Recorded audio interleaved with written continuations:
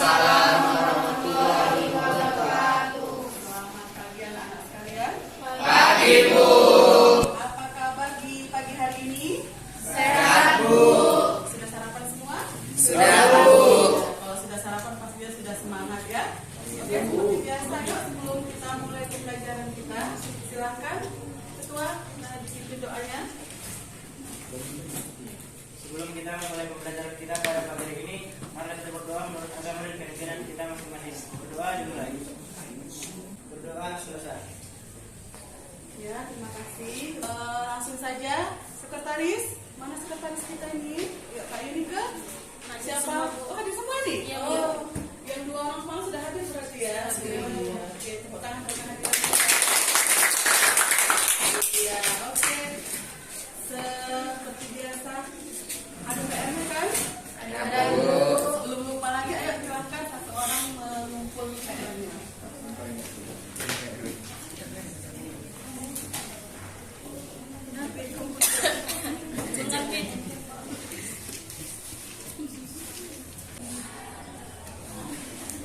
Oke, terima kasih. Oke, langsung saja. Siapa yang ingat materi kita minggu semalam? Saya, Bu. Ayo Kak, berdiri coba Kak, jangan nampak. Minggu semalam kita membahas tentang permasalahan ekonomi dan sistem ekonomi, Bu. Iya, kita membahas tentang permasalahan. Kita membahas tentang permasalahan ekonomi dan sistem ekonomi. Sekarang ibu mau tanya lagi, siapa yang ingat tentang masalah pokok ekonomi? Ayo, Bu. Oh, ayo Bang, silakan. Masalah pokok ekonomi timbul karena adanya ketidakseimbangan antara kebutuhan yang tidak terbatas dan keterbatasan sumber daya ekonomi dalam menghasilkan barang atau jasa. Iya, tepuk tangan. Pokok ekonomi itu kebutuhan, keinginan manusia yang tidak terbatas jumlahnya, sementara sumber daya alam yang ada di alam ini terbatas seperti itu. Nah, sekarang Ibu mau bertanya lagi, siapa yang ingat tentang macam-macam dari sistem ekonomi? Saya, Bu. Oh, ayo silakan Kak. Di sini biar nampak. Ada sistem ekonomi pasar, ada sistem ekonomi terpusat, ada sistem ekonomi campuran. Iya, benar sekali. Ada sistem ekonomi pasar, ada sistem atau kapitalis ya, kalau pasar ya. Kemudian ada sistem ekonomi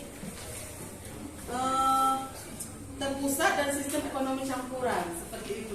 Oke, langsung saja seperti biasa. Kita akan masuk pada bab baru yang ini. Lihat di buku paketnya, dia halaman 64. Pelaku kegiatan ekonomi. Kita masuk pada pokok bahasan kegiatan ekonomi. Sebelum itu, seperti biasa, di sini Ibu akan memberitahukan kompetensi dasarnya, indikator pencapaian kompetensi dasarnya atau IPK, kemudian tujuan pembelajaran dan materinya. Kompetensi dasarnya menguraikan konsep kegiatan ekonomi produksi, distribusi, dan konsumsi. Kemudian menyajikan hasil analisis peran ekonomi dalam kegiatan ekonomi melalui media lisan dan tulisan. Kemudian IPK-nya menguraikan konsep kegiatan ekonomi produksi, distribusi, dan konsumsi, dan menyajikan hasil analisis peran pelaku ekonomi dalam kegiatan ekonomi melalui media lisan dan tulisan. Nah, tujuannya dengan pembelajaran ini diharapkan anak-anak sekalian dapat mengerti apa itu kegiatan ekonomi. Ada produksi, distribusi, dan konsumsi. Ada berapa? Tiga. Produksi, Distribusi, konsumsi. produksi menghasilkan, distribusi menyalurkan, konsumsi memakai. Seperti itu. Oke, tepuk tangan untuk kita semua. Nah, KKM-nya seperti biasa. KKM untuk kita pada pembelajaran. Berapa KKM kita minggu semalam? 70, Bu. 70, masih sama. Itu KKM kita dalam semester ini. Tentu saja di sini Ibu bagi seperti biasa change ya. Oke, kelompok 1 Abdi Isnaini Kiki Padlan Keanu. Kelompok 2 Isna Jahra Najwa Nur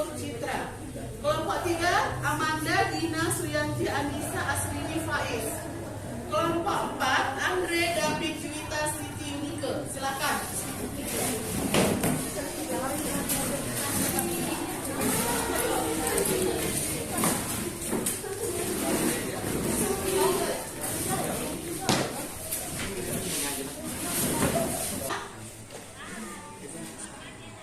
Coba tidak dengar ya? Tadi katakan ya? Tadi kuat. Ya.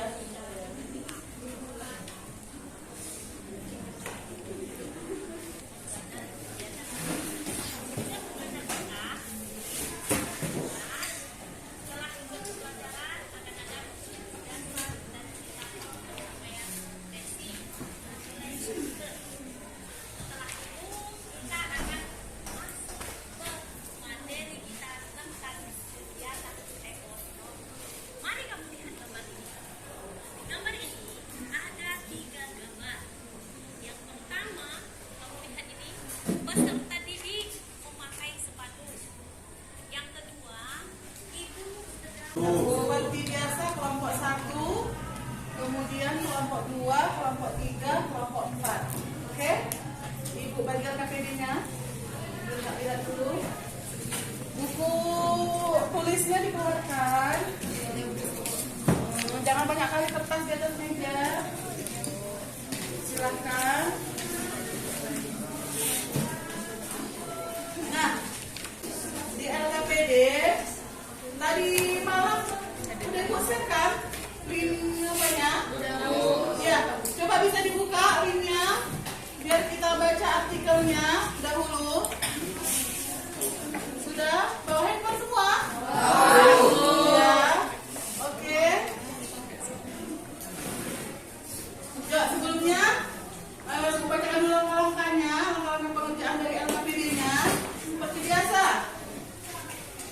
peserta didik dihadapkan oleh sebuah artikel yang akan dibaca per kelompok.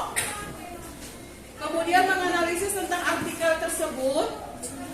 Kemudian merumuskan hipotesis yang menjelaskan masalah tersebut.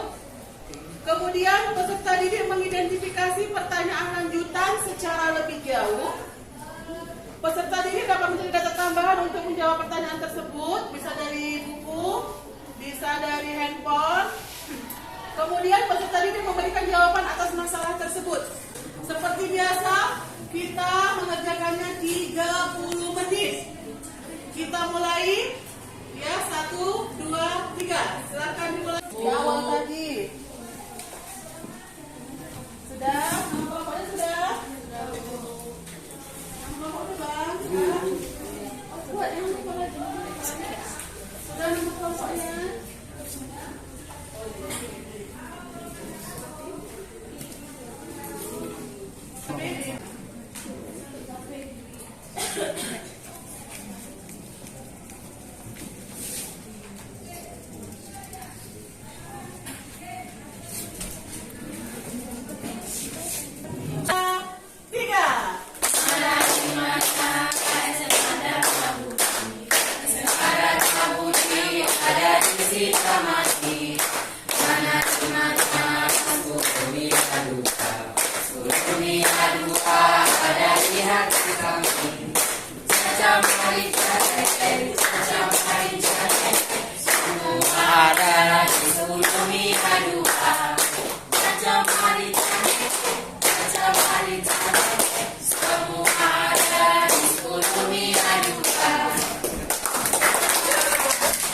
Masih ada satu kelompok. Nomor 2 ingin mempresentasikan hasil kerja kelompok kami yang akan dibacakan oleh organisasi.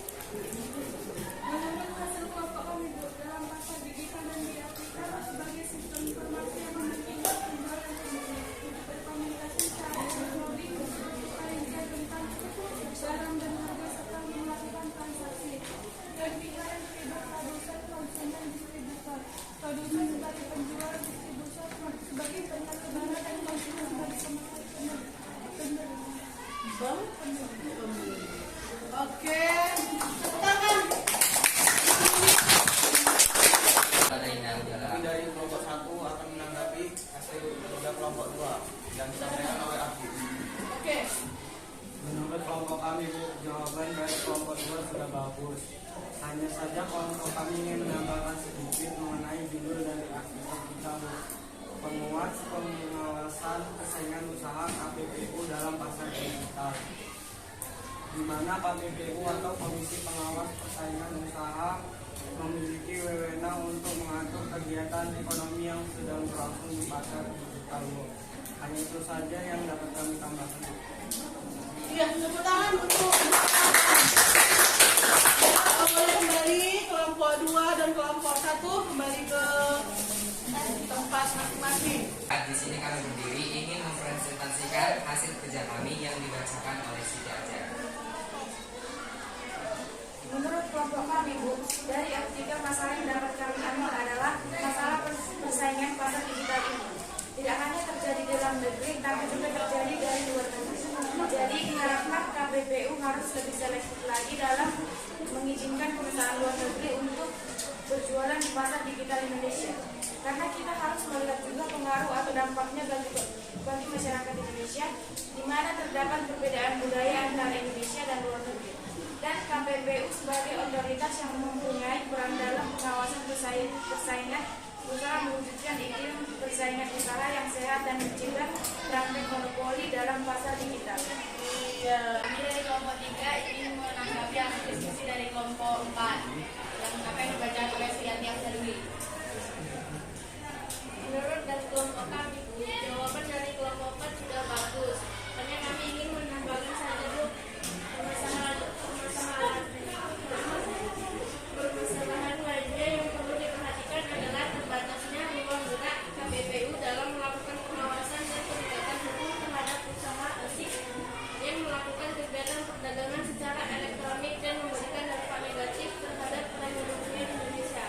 Dan pelaku usaha asing wajib memenuhi ketentuan peraturan perundang-undangan di Indonesia dalam melakukan kegiatan perdagangan di wilayah Indonesia.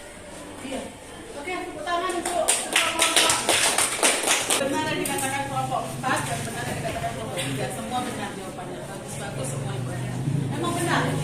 KPPU ini dalam melakukan pengujian terhadap perusahaan asing di pasar digital ini agak kelimpungan bahasanya. Kalau kelimpungan, itu banyaknya dan terjamurnya perusahaan-perusahaan asing yang membuka jasa instan, namanya jasa instan juga karena kita bisa berbelanja dari rumah. Disitulah kelimpungannya atau kerepotannya dari KPPU ini. Kadang ada perusahaan yang tidak terdaftar di KPPU. Makanya banyak perusahaan-perusahaan dari Cina itu pernah siapa yang belanja di online pernah ongkos kirimnya murah dari Cina. Kadang logika aja ya Bang ya. Ibu kalau biasa belanja ya, dari Medan aja kita ongkos kirimnya sekarang sudah 9.000. Kalau dari luar pulau Sumatera itu 25, 28 gitu tergantung dari aplikasi yang kita pesan. Dari Cina, dari Korea bisa ongkos kirimnya cuman kadang 0, kadang 10.000, kadang 13.000. Logikanya coba. Itu ada apa-apanya. Dari luar negeri loh, bukan dari dalam negeri. Mungkin kalian belum tahu apa KPPU, karena tadi kita sudah belajar di KPPU jadi tahu kan? Apa tadi KPPU? Komisi Pengawasan Persaingan Usaha. Dengan demikian berakhirlah LKPD kita pada pembelajaran kali ini. Tepuk tangan untuk oke. Setelah Ibu melakukan penilaian, kalau Ibu Semarang kalian mendapatkan nilai 82, minggu ini Ibu kasih nilai 78. Siapa kita akan mengingat-ingat lagi pembelajaran yang tadi? Nah, pembelajaran kita minggu depan itu kita akan masuk ke pelaku kegiatan ekonomi. Ada di buku paket di halaman 79 dan sampai halaman 89. Nah, apa saja kegiatan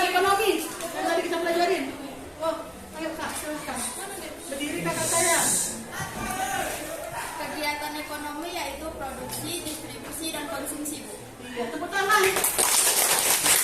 Benar sekali. Ada produksi, distribusi, konsumsi. Seperti itu. Kemudian ada yang bisa menambahkan lagi yang lebih melengkapi? Saya Bu. Ayo Bang Andre. Bang Andre lah. Bang David. Ayo Bang. Produksi menghasilkan barang atau Iya. jasa. Oh. Distribusi menyalurkan barang dari produksi ke konsumen, sedangkan konsumen sebagai pemakai barang atau jasa. Tepuk tangan. Iya, oke, mantap sekali. Jawabannya sudah mencakup. Jadi betul sekali. Soal kita yang ke PR-nya ya. Oke.